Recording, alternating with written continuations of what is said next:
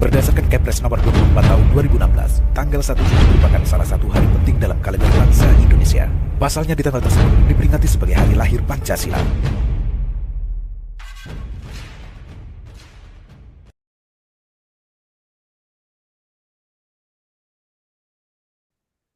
Halo teman Nugas, kembali lagi bersama saya Nafisa dan rekan diskusi saya hari ini yaitu Caca.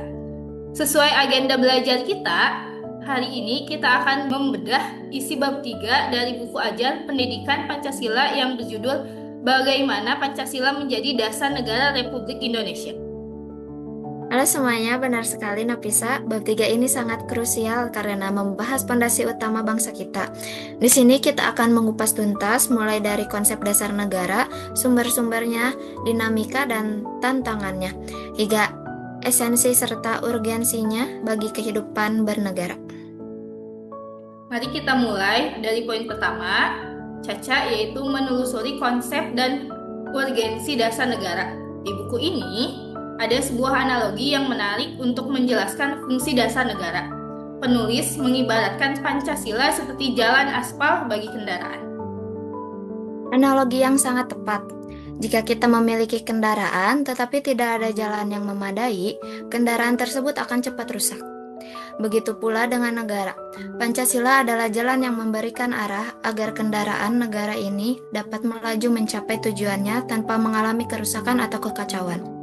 Secara teoritis, Hans Kelsen menyebut dasar negara sebagai Grundnorm atau norma dasar, sementara Hans Nawiaskay menyebutnya Staatsfundamental Norm. Betul, artinya dasar negara adalah norma tertinggi yang menjadi sumber dari segala sumber hukum. Jadi, kedudukannya berada di atas undang-undang dasar. Dan semua peraturan di bawahnya tidak boleh bertentangan dengan Pancasila. Selanjutnya, mari kita bahas poin yang kedua. Menggali sumber Pancasila. Di buku dijelaskan ada 4 sumber, yaitu yuridis, historis, sosiologis, dan politis. Silahkan Caca jelaskan yang yuridis dan historis. Baik, secara yuridis, Pancasila tercantum jelas dalam pembukaan Undang-Undang Dasar 1945 alinea keempat. Bahkan dalam Undang-Undang Nomor 12 Tahun 2011 ditegaskan kembali bahwa Pancasila merupakan sumber dari segala sumber hukum negara. Sedangkan secara historis, ini merujuk pada sejarah perumusan Pancasila, terutama pidato I.R. Soekarno pada 1 Juni 1945. Beliau menyebut Pancasila sebagai filosofis groundleg, yaitu fondamen filsafat, pikiran, dan hasrat yang sedalam-dalamnya untuk mendirikan Gedung Indonesia Merdeka. Oke, saya akan melanjutkan ke sumber sosiologis dan politis. Secara sosiologis, nilai-nilai Pancasila seperti gotong royong, musyawarah, sebenarnya sudah hidup dan berkembang lama dalam masyarakat Indonesia jauh sebelum negara ini berdiri. Kemudian secara politis, Pancasila menjadi landasan etik dalam kehidupan politik.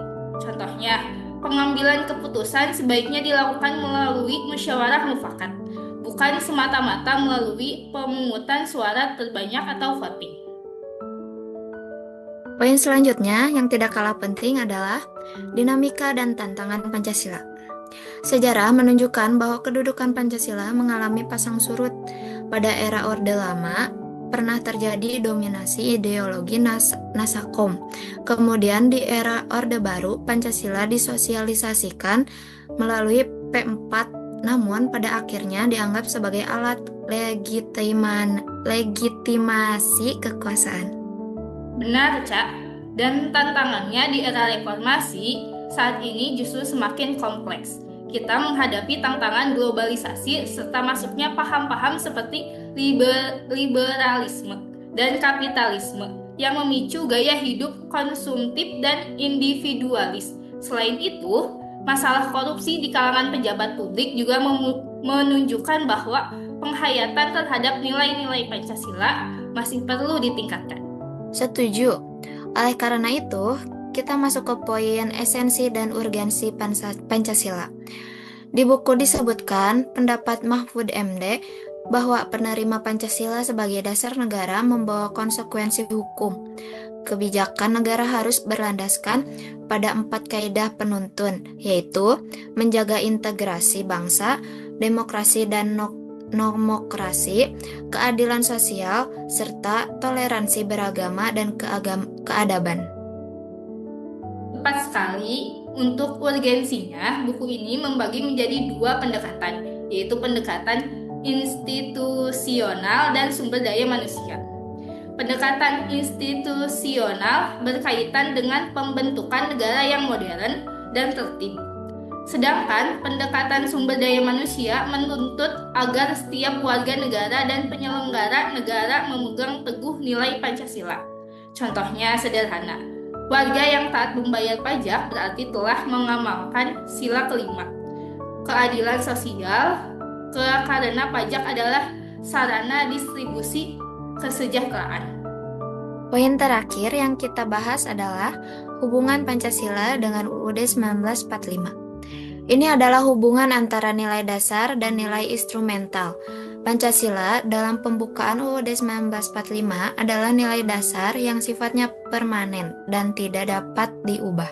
Sementara pasal-pasal dalam UUD 1945 adalah penjabarannya atau nilai instrumental yang sifatnya lebih fleksibel dan dapat diamandemen sesuai tuntutan zaman. Bisa berikan contoh penjabarannya, Caca? Tentu, misalnya sila pertama ketuhanan yang Maha Esa dijabarkan dalam pasal 29 UUD 1945 tentang agama. Sila keempat tentang kerakyatan dijabarkan dalam pasal 1 ayat 2 mengenai kedaulatan rakyat. Jadi, pasal-pasal UUD 1945 itu adalah perwujudan rinci dari sila-sila Pancasila. Luar biasa. Pembahasan kita hari ini sangat padat. Kesimpulannya, bab 3 ini menegaskan bahwa Pancasila bukan sekedar slogan, melainkan fondasi hukum, etika, politik, dan arah tujuan bangsa. Tanpa dasar negara yang kuat, negara kita akan kehilangan arah dan dalam mencapai cita-citanya. Benar, Napisa. Semoga pembahasan ini membantu teman nugas semua untuk lebih memahami mengapa mata kuliah pendidikan Pancasila ini sangat vital bagi kita. Sampai jumpa di episode teman nugas berikutnya. Dadah, terima kasih.